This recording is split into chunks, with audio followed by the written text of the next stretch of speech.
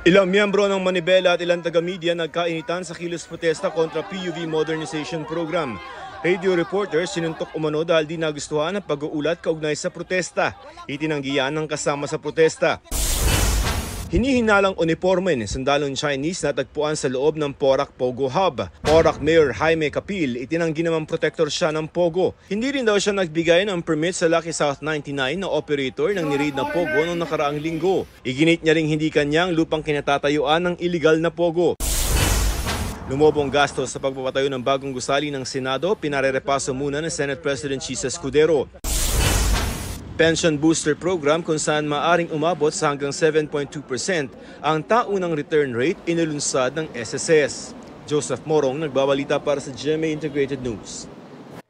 Mga kapuso, alamin ang State of the Nation. Mag-subscribe sa GMA Integrated News sa YouTube. Sa ating mga kapuso abroad, samahan niyo kami sa GMA Pinoy TV at sa www.gmanews.tv.